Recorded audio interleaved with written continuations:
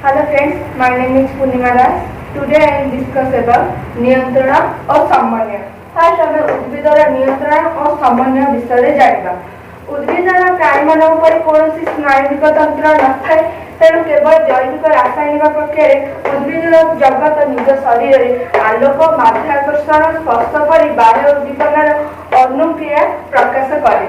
ଏହି କାର୍ଯ୍ୟରେ ନିୟୋଜିତ ହେଉଥିବା ଜୈବିକ ରାସାୟନିକ ପଦାର୍ଥ ହେଉଛି ଉଦ୍ଭିଦ ହର୍ମୋନ୍. ତାପରେ ଆମେ ଉଦ୍ଭିଦର ହର୍ମୋନ୍ ବିଷୟରେ ଜାଣିବା. ଉଦ୍ଭିଦରେ ଥିବା ହର୍ମୋନ୍କୁ ଫାଇଟୋ ହର୍ମୋନ୍ କୁହାଯାଏ. ଏହା ମୁଖ୍ୟତଃ 5 ପ୍ରକାର, ଯଥା ଅକ୍ସିନ୍, ଜିବରେଲିନ୍, ସାଇଟୋକାଇନିନ୍, ଏଥିଲିନ୍ ଓ ଆକ୍ଟିକ୍ ଏସିଡ୍. ତାପରେ ଉଦ୍ଭିଦର ହର୍ମୋନ୍ ଦ୍ୱାରା ନିୟନ୍ତ୍ରଣ ବିଷୟରେ ଆମେ ଜାଣିବା. ଉଦ୍ଭିଦରେ ଆଲୋକିନ ବର୍ତ୍ତନ, ଜାନୁ ବର୍ତ୍ତନ, ଅନ୍ତଃକୁଚନ ଗତି, ଷ୍ଟୋମାଟାର ଗତି, ଫଳ ପାଚିବା ଇତ୍ୟାଦିକୁ ନିୟନ୍ତ୍ରଣ କରିଥାଏ. ଉଦ୍ଭିଦରେ ଫୁଲ ଧରିବା ପ୍ରକ୍ରିୟା ଆଲୋକର ଅବଧି ଉପରେ ନିର୍ଭର କରିଥାଏ. ଏହାକୁ ଫଟୋପିରିୟଡିଜମ୍ କୁହାଯାଏ. ପତ୍ରରେ ଫ୍ଲୋରିଡ୍ ନାମକ ଫୁଲ ଧାରଣ ସହାୟକ ହର୍ମୋନ୍ ରହିଥାଏ. ଉଦ୍ଭିଦରେ ଫାଇଟୋକ୍ରୋମ୍ ନାମକ ଏକ ସ୍ୱତନ୍ତ୍ର ବର୍ଣ୍ଣକଣା ଥାଏ. ଫାଇଟୋକ୍ରୋମ୍ ଉଦ୍ଭିଦର ଫୁଲ ଧରିବା ପ୍ରକ୍ରିୟାକୁ ନିୟନ୍ତ୍ରଣ କରନ୍ତି. ତାପରେ ଫାଇଟୋ ହର୍ମୋନ୍ର କାର୍ଯ୍ୟକାରିତା ବିଷୟରେ ଆମେ ଜାଣିବା.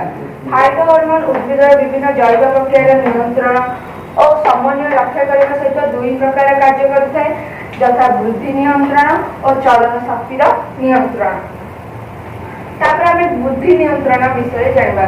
ବୃଦ୍ଧି ନିୟନ୍ତ୍ରଣରେ ଫାଇଟୋ ହର୍ମୋନ୍ ମଧ୍ୟରୁ ଅକ୍ସିନ୍, ଜିବରେଲିନ୍ ଓ ସାଇଟୋକାଇନିନ୍ ପ୍ରଭୃତି ବୃଦ୍ଧି ନିୟନ୍ତ୍ରଣ କରିଥାନ୍ତି.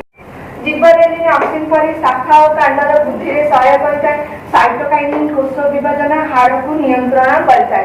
ଆକ୍ଟିକ୍ ଏସିଡ୍ ଓ ଏଥିଲିନ୍ ହେଉଛନ୍ତି ବୃଦ୍ଧି ଆସକ ହର୍ମୋନ୍. ତାପରେ ଆମେ ଚଳନ ଶକ୍ତି ନିୟନ୍ତ୍ରଣ ବା ଗତି ନିୟନ୍ତ୍ରଣ ବିଷୟରେ ଜାଣିବା.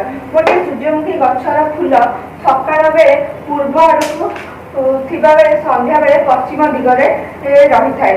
ଗୋଟିଏ ମଞ୍ଜିର ଗଜାର ଭାବିକାଣ୍ଡ ଆଲୋକମୁଖୀ ହୋଇ ମାଟିର ଉପରକୁ ଯାଉଥିବା ବେଳେ ତାର ଭାବିମୂଳକ ବିପରୀତ ମୁଖୀ ହୋଇ ମାଟି ଭିତରକୁ ଯାଇଥାଏ.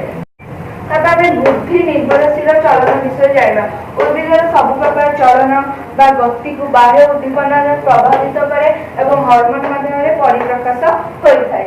ବାହ୍ୟ ଉଦ୍ଦୀପନା ଗୁଡ଼ିକ ହେଲା ଆଲୋକ, ମାଧ୍ୟାକର୍ଷଣ ବଳ ଇତ୍ୟାଦି ଅଟନ୍ତି. ଏହିପରି ଉଦ୍ଦୀପନା ଗୁଡ଼ିକର ପ୍ରଭାବରେ ଉଦ୍ଭିଦର ବୃଦ୍ଧିଜନିତ ଚଳନକୁ ଅନୁବର୍ତ୍ତନ ବା ଅନୁବର୍ତ୍ତନୀୟ ଚଳନ କୁହାଯାଏ. ଉଦାହରଣ ଆଲୋକିନ ବର୍ତ୍ତନ, ଜାନୁବର୍ତ୍ତନ. ତାପରେ ଆମେ ଆଲୋକିନ ବର୍ତ୍ତନ ବିଷୟରେ ଜାଣିବା. ଉଦ୍ଭିଦର ବୃଦ୍ଧି ଆଲୋକର ଜନିତ ଉଦ୍ଦୀପନା ଦ୍ୱାରା ପ୍ରଭାବିତ ହୋଇ ଯେଉଁ ଅନୁବର୍ତ୍ତନୀୟ ଚଳନ ପ୍ରକାଶ ପାଏ ତାହାକୁ ଆଲୋକିନ ବର୍ତ୍ତନ କୁହାଯାଏ. ଉଦ୍ଭିଦର କାଣ୍ଡ ଆଲୋକ ଆଡ଼କୁ ଗତି କରିଥାଏ, ଏହାକୁ ଅନୁକୂଳ ଆଲୋକନ ବର୍ତ୍ତନ କୁହାଯାଏ. ଆଉ ଉଦ୍ଭିଦ ଚେର ଆଲୋକର ବିପରୀତ ଦିଗକୁ ଗତି କରିଥାଏ, ଏହାକୁ ପ୍ରତିକୂଳ ଆଲୋକନ ବର୍ତ୍ତନ କୁହାଯାଏ. ତାପରେ ଆମେ ଜାନୁ ବର୍ତ୍ତନ ବିଷୟରେ ଜାଣିବା. ଉଦ୍ଭିଦର ବୃଦ୍ଧି ମାଧ୍ୟାକର୍ଷଣ ବଳଜନିତ ଉଦ୍ଦୀପନା ଦ୍ୱାରା ପ୍ରଭାବିତ ହୋଇ ଯେଉଁ ଅନୁବର୍ତ୍ତନ ଚଳନ ପ୍ରକାଶ ହୁଏ ତାହାକୁ ଜାନୁ ବର୍ତ୍ତନ କୁହାଯାଏ. ତାପରେ ମାଧ୍ୟାକର୍ଷଣ ବଳ ପ୍ରଭାବରେ ଉଦ୍ଭିଦ ଚେର ଓ ମୂଳ ପୃଥିବୀର କେନ୍ଦ୍ର ଆଡ଼କୁ ଆକର୍ଷିତ ହୋଇଥାଏ, ଏହାକୁ ଅନୁକୂଳ ଜାନୁ ବର୍ତ୍ତନ କୁହାଯାଏ. ତାପରେ ଉଦ୍ଭିଦର କାଣ୍ଡ ଏହାର ବିପରୀତ ଦିଗକୁ ଗତି କରିଥାଏ, ଏହାକୁ ପ୍ରତିକୂଳ ଜାନୁ ବର୍ତ୍ତନ କୁହାଯାଇଥାଏ. ତାପରେ ଆମେ ବୃଦ୍ଧି ସ୍ୱତନ୍ତ୍ର ଚଳନ ବିଷୟରେ ଜାଣିବା. ଗୋଟିଏ ରାଜକୁଳି ଲତାର ଡାଳ ବା ପତ୍ରକୁ ଛୁଇଁ ଦେବା ମାତ୍ରେ ସେହି ସ୍ଥାନରେ କୋଷରୁ ଅନ୍ୟ କୋଷରୁ ଗୋଟିଏ କୋଷରୁ ଅନ୍ୟ କୋଷକୁ ରସ ସ୍ଫୀତି ଦ୍ୱାରା ସମ୍ବାଦ ପ୍ରେରିତ ହୋଇଥାଏ, ମାନେ ଗୋଟିଏ କୋଷରୁ ଅନ୍ୟ କୋଷକୁ ସ୍ଥାନାନ୍ତରିତ ହୋଇଥାଏ. ଏହା କ୍ରମଶଃ ଅନ୍ୟ କୋଷ ଗୁଡ଼ିକରେ ସଂକୋଚନ ଜନିତ ରାସାୟନିକ ଗତି ପ୍ରବେଶ କରେ ଓ ସେଗୁଡ଼ିକ ଝାଉଁଳି ପଡ଼େ. ସ୍ପର୍ଶଜନିତ ବାହ୍ୟ ଉଦ୍ଦୀପନା ଯୋଗୁଁ ଉଦ୍ଭିଦ କୋଷରେ ଦ୍ରୁତ ରାସାୟନିକ ପରିବର୍ତ୍ତନ ଗତିକୁ ଅନ୍ତଃକୁଚନ ଗତି କୁହାଯାଏ. ଯାହା ସହଯୋଗ ନିୟନ୍ତ୍ରଣ ଓ ସମନ୍ୱୟ.